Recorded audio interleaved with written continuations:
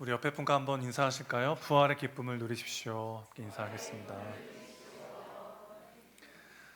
예루살렘에서 한 25리 정도, 그러니까 약 10km가 조금 안 되는 거리죠. 그 거리에 엠마오라고 하는 마을이 하나 있었습니다.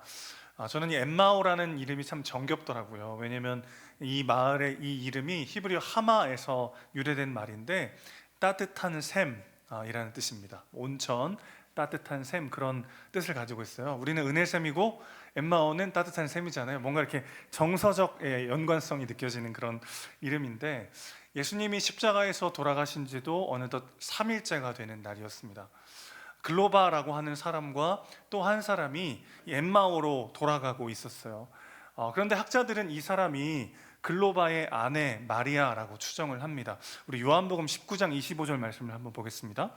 예수의 십자가 곁에는 그 어머니와 이모와 글로바의 아내 마리아와 막달라 마리아가 섰는지라 그랬어요. 그러니까 예수님이 십자가에 죽으시는 마지막 그 순간까지 함께했던 여인들이 있었는데 그 중에 한 명이 글로바의 아내 마리아였던 거죠. 글로바와 마리아는 예수님을 사랑하는 제자였는데, 예수님이 허망하게 십자가에서 죽으신 것을 보고 정말 소망을 잃어버린 채 엠마오로 돌아가고 있었던 길이었던 거죠. 그런데 그 부부 앞에 예수님이 나타나신 겁니다.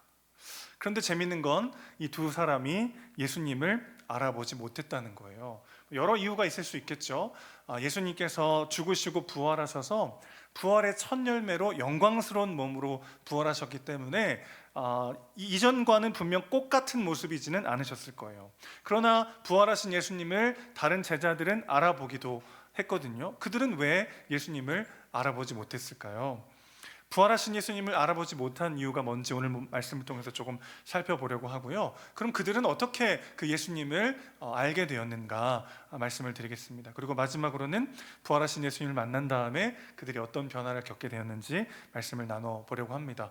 부활하신 예수님을 알아보지 못한 이유, 그들이 그 예수님을 만난 이유, 그리고 만난 이후에 그들의 변화가 무엇이었는지 오늘 본문을 통해 한번 살펴보도록 하겠습니다. 첫 번째입니다. 글로바 부부가 예수님을 알아보지 못했던 이유가 무엇이었을까요? 분명 예수님 가까이에서 동행하고 말을 하면서도 그들은 알아보지 못했는데, 오늘 본문 16절을 보면 그들의 눈이 가려졌다 이렇게 되어 있어요. 나의 바람과 기대로 내 눈이 가득할 때는 내 곁에 분명히 계시는 예수님이 보이지가 않더라는 것입니다. 특별히 가려져서라고 하는 표현은, 이 크라테오라는 말은 체포하다, 붙잡다 이런 뜻이거든요. 그러니까 지금 이 사람들의 눈이, 글로바 부부의 마음이 무언가에 사로잡혀 있는 거예요. 여러분, 우리의 관심은 관점을 만들고 그 관점으로 세상을 바라보게 되어 있습니다. 객관적 상황을 모두가 똑같이 바라보는 게 아니라 나만의 관점과 기준으로 나와 타인과 세상을 바라본다는 거죠. 우리는 이들에게는 지금 마음 가득했던 기대와 바람이 있었는데 그 기대가 송두리째 무너져 버리고 말았어요.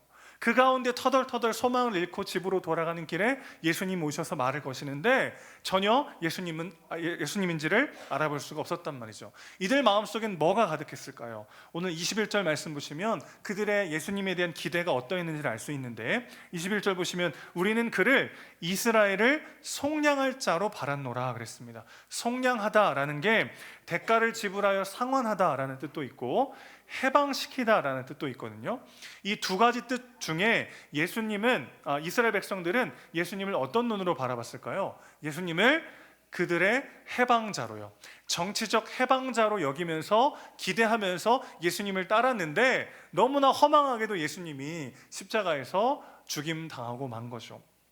그래서 그들은 절망하고 낙심하면서 터덜터덜 자기 집으로 돌아가고 있었다는 거예요. 여러분, 나만의 기대와 바람으로 열심히 기도하고 주님을 바라볼 때는 사실은 생각지도 못했던 길로 우리를 인도하시는 그분의 일하심을 볼 수가 없는 거죠. 나만의 기대, 나만의 소망, 나만의 마음으로 가득한 상태에서는 예수님께서 우리의 삶을 어떻게 인도하시는지를 우리가 알 수가 없더라는 것입니다. 끊임없이 나에게 말씀하시고 나의 삶을 인도하고 계신데 그 음성이 들리지가 않는다는 거죠. 또 글로바 부부만 예수님을 못 알아본 건 아니에요. 당시 많은 제자들이 예수님을 제대로 알아보지 못합니다. 나만의 상식과 나만의 문화 안에 있을 때는 예수님이 보이지 않더라는 거죠.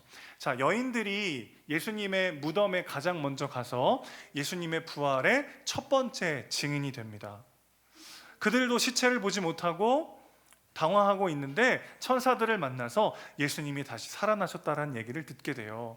그래서 막 감격스러워가지고 제자들에게 가서 막 예수님이 다시 살아나셨습니다 막 이야기를 하는데 아무도 믿질 않는 겁니다. 왜냐하면 당시 문화에서는요, 여성들은 법정에서 증언을 할 수가 없었어요. 증인으로 채택을 하지 않았습니다. 이렇게 군중들이 모였을 때 사람의 숫자를 셀 때 여성은 숫자에 들지 않았어요. 남성만 셌습니다. 성인 남자만. 그게 옳다는 얘기가 아니라 당시 고대 근동의 문화는 그랬단 말이죠. 그러니까 여성들이 예수님에 대해서, 부활하신 예수님에 대해서 증언하니까 그것에 대해서 아무도 믿지 않았단 말이에요. 나만의 선입견과 나만의 기준으로 그 소식을 들으니까 그 소식이 전혀 와닿지가 않더라는 거예요. 오늘 다 읽진 않았습니다만 본문 앞에 11절을 보면은 사도들이 이 여인들의 증언을 듣습니다. 그런데 그들은 여인들의 말을 허탄한 이야기로 듣고 믿지 않았어요. 나만의 기준들, 나만의 선입견을 가지고 말씀을 듣고 주님을 대할 때 그 주님의 음성이 들리지가 않더라는 거죠. 여러분, 당시 사람들이 예수님의 몸의 부활에 대해서 믿기가 굉장히 어려웠습니다. 왜냐하면 당시의 문화는 몸의 부활에 대해서 이야기하는 문화가 없었기 때문이에요.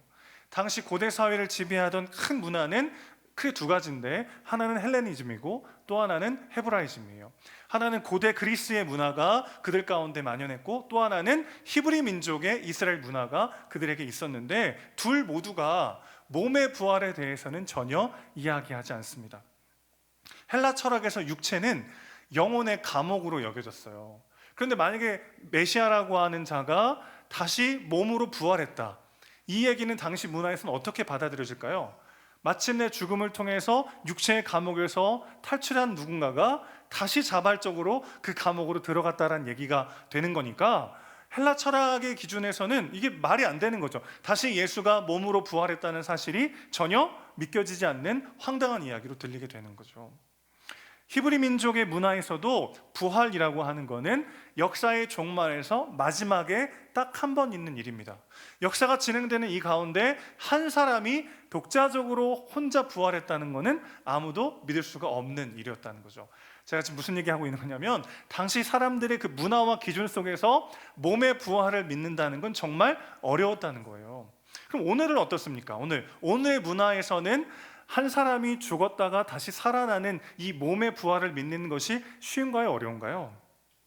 오늘도 만만치 않게 어려운 것 같아요. 우리가 상식이라고 알고 있고 우리가 당연하다고 받아들이는 그 문화 속에서 부활의 소식을 들으면 우리는 너무나 허망하고 이상한 얘기처럼 들리기가 더 쉬운 거죠.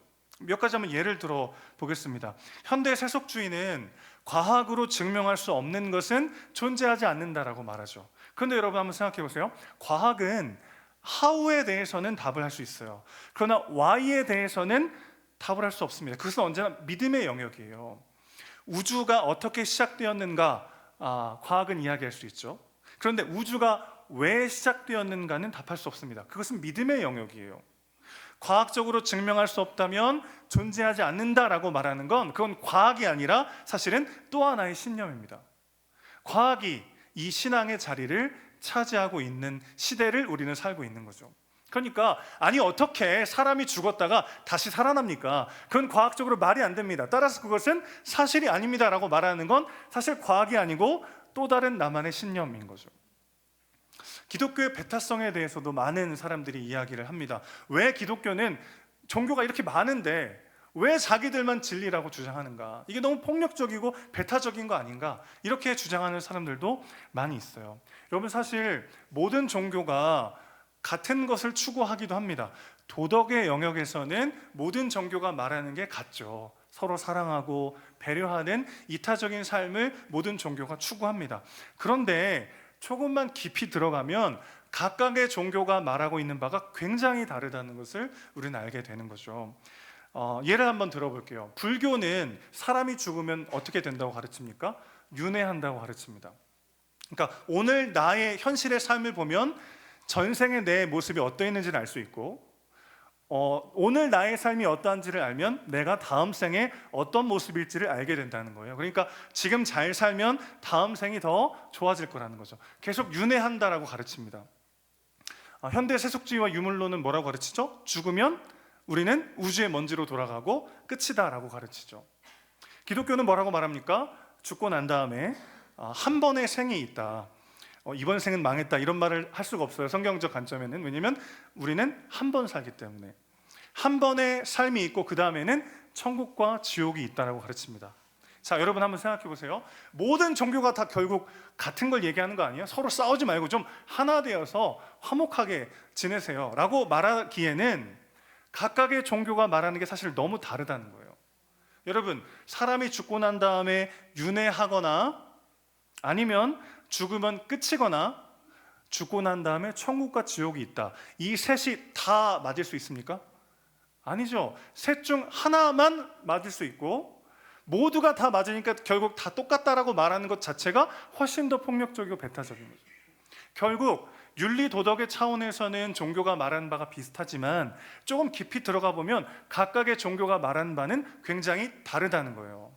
진리는 필연적으로 배타성을 가질 수밖에 없습니다. 그래서 그러니까 오늘 우리가 익숙한 세속주의 문화에서는 서로 그냥 자기만 옳다고 하지 말고 모두가 좀 같이 서로 화합하고 사랑하는 게 그게 제일 좋은 가치 아닙니까? 라고 말하기에는 사실 각각의 종교가 말하는 거는 너무나 달라요. 성경은 한 번의 삶이 있고 그 이후에는 천국과 지옥이 있다고 우리에게 분명히 이야기합니다.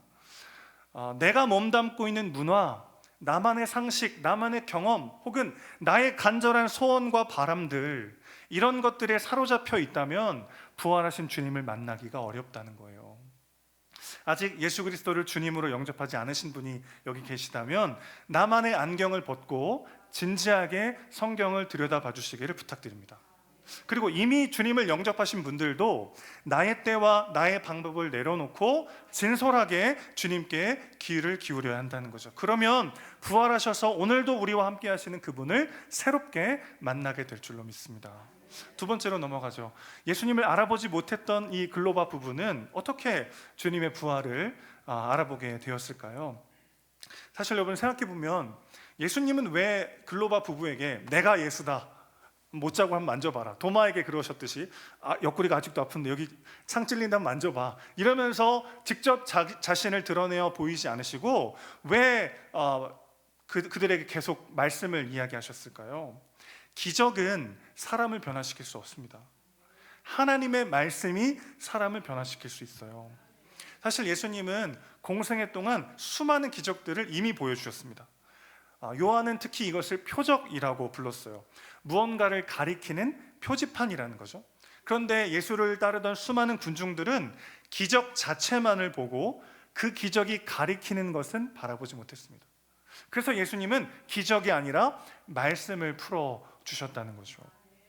오늘 27절 보시면 예수님이 이렇게 하시죠. 이에 모세와 모든 선지자의 글로 시작하여 모든 성경에 쓴 바 자기에 관한 것을 자세히 설명하시니라. 하나님의 말씀을 우리가 진지하게 고민하고 듣고 마음에 새기며 그 말씀대로 살아낼 때 우리는 부활의 예수님을 진정으로 만나게 된다는 거죠. 물론 이 말씀을 듣는데 여러 장애물이 있어요. 왜냐하면 이 말씀이 기록된 거는 우리와 비교해보면 시간과 문화와 언어적으로 많은 차이가 있어요. 그래서 때로는 이 말씀을 읽을 때 너무 은혜가 되고 막 감격이 차오르기도 하지만 때로는 그냥 졸리기도 합니다. 어떤 분이 그런 말씀하시더라고요. 밤에 잠이 안 올 때 목사님 성경을 딱 펴고 10분만 읽으면 바로 잠이 옵니다. 목사한테 할 말은 아닌 것 같은데 그런 말씀을 하신 분이 계세요. 이 글로 이게 쭉 써 있기 때문에 금방 막 마음에 와닿지 않을 때가 있잖아요. 그래서 이렇게 우리가 유튜브로 설교를 들을 때도 내 귀에 잘 들리는 말씀만 골라서 들을 때도 있습니다. 성경에 막 분량도 많고 읽기도 쉽지 않아요. 또 그 말씀을 전달하는 설교자도 한계가 있는 인간이죠. 저도 이 말씀을 준비하면서 막 이 말씀의 그 생명과 은혜에 막 반의 반도 못 전달하는 것 같아서 막 괴로울 때가 많아요. 그런데 말씀 자체가 능력이 있어서 오늘도 우리 가운데 살아 역사한다는 것을 믿으셔야 합니다. 하나님의 말씀 자체를 우리가 묵상하고 귀 기울여 마음에 선포할 때 그것이 갖는 능력이 있다는 것을 경험하시기를 주님의 이름으로 축복합니다. 성자 어거스틴 이라는 인물을 아실 거예요. 어거스틴이라는 인물은 성자로 추앙받는 중세의 너무나 탁월한 교부였는데, 그는 청년 시절에 아주 방탕한 시간들을 보냈습니다. 또 9년 동안이나 이단 종교에 빠져 있기도 했었어요. 그러던 어느 날 그가 32세가 되던 여름 어느 날이었어요. 밀라노의 한 정원에서 쉬고 있던 그에게 이웃집 뜰에서 놀고 있는 아이들의 노랫소리가 들려옵니다. 그리고 그 속에서 집어서 읽어라, 집어서 읽어라 라는 음성을 듣게 돼요. 그래서 어거스틴은 당장 일어나서 성경을 펴들고 성경을 펴서 첫눈에 들어오는 구절을 읽었습니다. 그리고 그 구절이 어거스틴의 인생을 송두리째 뒤집어 놓았어요. 로마서 13장 13절부터 14절입니다. 우리 같이 한번 읽어볼게요. 시작. 낮에와 같이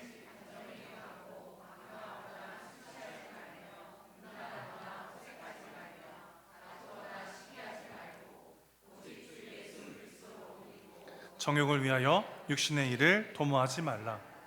이 말씀을 딱 펴서 읽는데, 그 말씀이 어거스틴이 말씀을 읽는 게 아니라 말씀이 어거스틴을 삼켜서 그의 삶을 송두리째 변화시켰단 말이죠.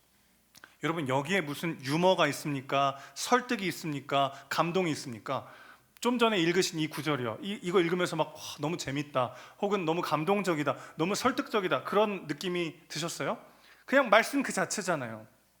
방탕하지 말고, 술 취하지 말고, 음란하거나 호색하지 말고, 다투거나 시기하지 말고 오직 주 예수 그리스도로 옷 입어 정욕을 위하여 육신의 일을 도모하지 말라 라고 하는 이 단순한 말씀이 어거스틴의 마음속에 새겨졌을 때 폭풍과도 같은 삶의 변화가 그 가운데 있었다는 거죠. 말씀에는 능력이 있습니다. 설교자의 언변이나 잘 들리는 메시지가 사람을 변화시키는 게 아니라 하나님의 말씀 자체에 사람을 살리는 능력이 있다는 것이죠. 히브리서 4장 12절 말씀입니다. 하나님의 말씀에는 살아있고 활력이 있어 좌우의 날선 어떤 검보다도 예리하여 혼과 연과 및 관절과 골수를 찔러 쪼개기까지 하며 또 마음의 생각과 뜻을 판단하나니. 결국 이것을 경험한 사람들이 진짜 예수를 만나게 되더라는 거예요. 말씀을 사모하고 그 말씀을 들으며 마음에 새기며 그 말씀대로 살아가기 위해 몸부림치는 우리 모두가 되시기를 주님의 이름으로 축원합니다. 눈앞에 예수님을 보고도 알아보지 못했던 글로바 부부에게 예수님 이렇게 말씀하세요. 25절 보십시오. 미련하고 더디 믿는 자들이여, 이렇게 이야기하십니다. 미련하다라는 말은 무슨 뜻이냐면 생각하지 않는, 이성을 사용하지 않는 이런 뜻이에요. 그러니까 말씀을 딱 대했을 때 우리가 잘 들리는 말씀, 내 마음에 잘 와닿는 말씀만을 보는 게 아니라 그 말씀을 가지고 질문하고 생각하고 고민하고 이성을 사용해서 그 말씀을 들여다 봐야 된다는 거죠. 그러면서 더디 믿는 자들이다 라고 했는데, 여기서 믿음이라고 하는 건 말씀을 듣고 마음에 새기며 의지적으로 나아가는 이 전인적 과정을 다 포함하는 겁니다. 여러분, 우리가 그럴 때가 있잖아요. 말씀을 대할 때 이해만 하고 끝날 때가 있어요. 아, 오늘 말씀 참 잘 이해가 되는구나 하고 끝날 때도 있고, 혹은 마음에 닿아가지고 눈물 흘리며 감동받고 그냥 끝날 때도 있습니다. 때로는 뭔가 열심히 하는데 왜 열심히 하고 무엇을 위해 하고 있는지 생각하지 않으며 그냥 신앙생활을 할 때도 있어요. 그러다 믿음은 우리의 지성과 감정과 의지 모두를 다하여 나아가는 전인격적 작용이라는 것이죠. 말씀을 풀어주실 때 그들의 마음이 뜨거워지기 시작했어요. 성경이 말하는 바가 예수 그리스도이심을 발견할 때 우리의 마음이 뜨거워지는 거죠. 머리로 이해하고 가슴에 와 닿을 때 그들은 뜨거움을 느끼기 시작했습니다. 그렇게 머리뿐만 아니라 가슴뿐만 아니라 의지를 가지고 그들이 움직이기 시작했어요. 이제 막 날이 저물고 저녁이 되려고 해서 예수님이 가시려고 하는데 누군지도 모른 채 그 예수님을 붙잡고 같이 식사를 합니다. 그런데 분명 손님으로 초대한 예수님이 갑자기 떡을 가지시고 감사기도 하시면서 떼어 그들에게 나눠주시기 시작하는 거예요. 여러분, 성경에 나오는 첫 번째 식사를 기억하십니까? 창세기 3장 6절에 나옵니다. 여자가 그 나무를 본즉 먹음직도 하고 보암직도 하고 지혜롭게 할 만큼 탐스러운 나무인지라. 여자가 그 열매를 다 먹고 자기와 함께 있는 남편에게도 주매 그도 먹은지라. 성경에 기록된 첫 번째 식사의 결과는 어떠했죠? 그들의 눈이 밝아져서 자기들이 벗은 줄을 알게 됩니다. 그리고 그들은 하나님이 두려워 숨기 시작했어요. 피조 세계 전체가 부패와 무력과 슬픔의 지배 아래 들어가게 되었습니다. 이제 누가는요, 이 이야기를 연상시키면서 새로운 창조 세계의 첫 번째 식사를 묘사하고 있는 거예요. 그들이 예수님과 함께 음식을 먹을 때 31절 보시면 그들의 눈이 밝아졌다고 그랬습니다. 그리고 그들은 이제 자신의 벌거벗음을 보는 게 아니라 예수를 보기 시작합니다. 그들의 눈이 밝아져 그인 줄 알아보더니 예수는 그들에게 보이지 아니하시더라. 엠마오의 부부는요, 그제서야 비로소 아담으로부터 시작된 오랜 저주가 끊어졌음을 깨닫게 되는 거죠. 죽음이 무너져 내렸어요. 꺼지지 않는 하나님의 빛과 넘치는 생명과 영광으로 가득한 하나님의 새로운 창조 세계가 부패와 슬픔으로 가득한 이 세상을 뚫고 우리에게 찾아온 거죠.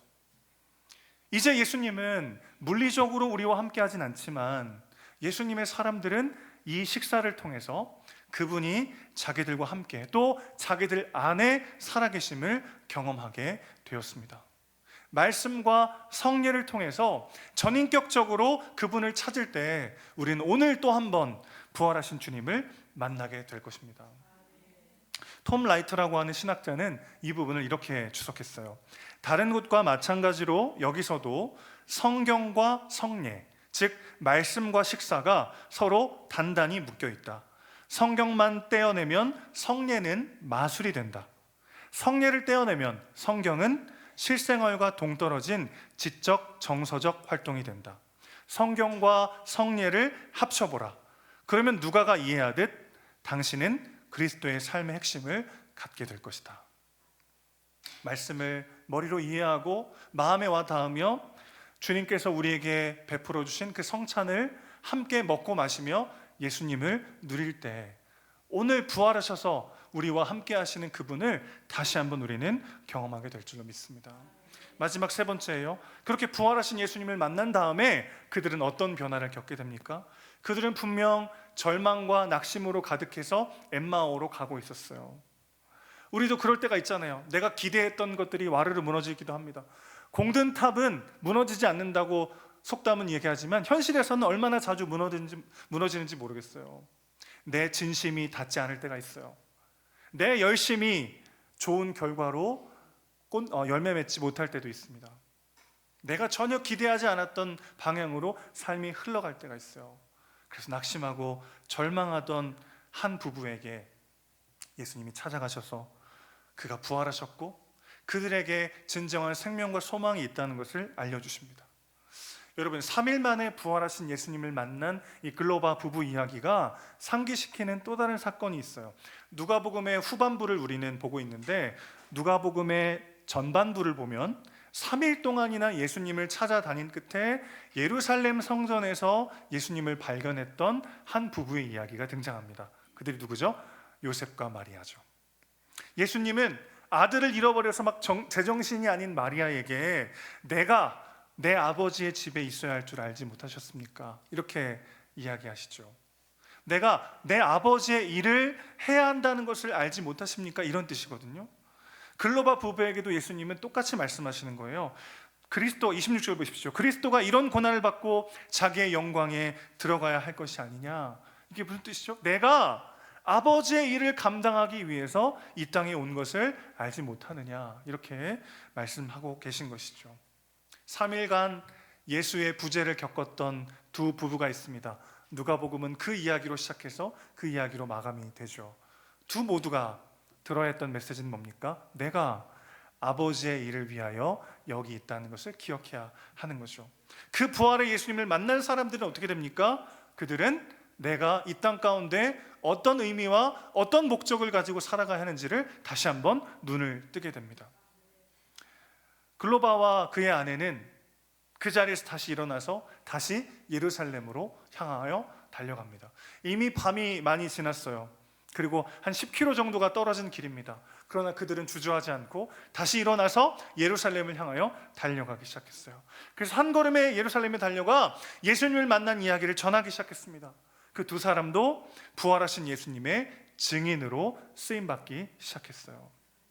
여러분, 부활하신 예수님을 만난다는 건 어떤 뜻이죠? 내가 처한 상황과 내 삶의 의미가 새롭게 규정되는 것을 의미합니다. 내가 세워놨던 계획과 나만의 잣대와 기준으로 평가했던 내 삶의 의미가 부활하신 예수님으로 인해서 새롭게 규정되는 거예요. 나는 실패한 줄 알았고, 나는 그냥 여기서 끝난 줄 알았고, 허송세월 보낸 줄 알았던 그 모든 시간들을 하나님은 너무나도 놀랍고 영광스럽게 사용하고 계시다는 것에 눈을 뜨고 그 부활하신 주님 안에서 새롭게 내 삶의 의미를 되찾게 되더라는 것이죠.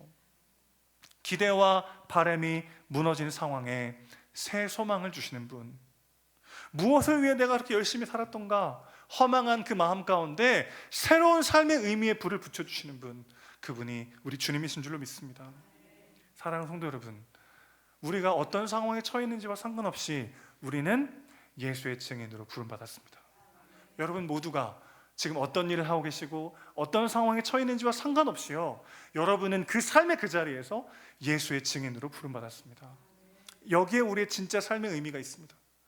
내가 얼마나 많은 것을 이뤘고 얼마나 많은 것을 다른 사람에게 자랑할 수 있는가, 그런 것으로 내 삶의 의미와 가치를 찾는 것이 아니라 부활하신 예수 안에서 그분의 증인으로 사는 삶, 그것이야말로 우리 삶의 진정한 의미가 되는 것이죠.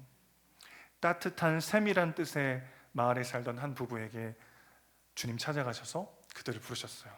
그리고 은혜샘의 수많은 성도들에게 오늘 주님 오셔서 이렇게 말씀하십니다. 너는 나의 증인으로 너의 삶을 살아가라. 네가 어떤 상황에 처해 있든지, 너의 소유, 너의 상황, 너의 성취, 너의 어떠함이 무엇이든지와 상관없이 나는 너를 나의 증인으로 사용할 것이다. 여러분의 예루살렘으로 달려가십시오. 주저앉아 낙심하지 마시고 그런 나를 여전히 붙잡으시고 사용하시는 그분의 부르심 앞에 순종하여 나의 예루살렘으로 달려가 그분의 증인으로 사는 우리 모두가 되시기를 주님의 이름으로 축원합니다. 찬양하겠습니다.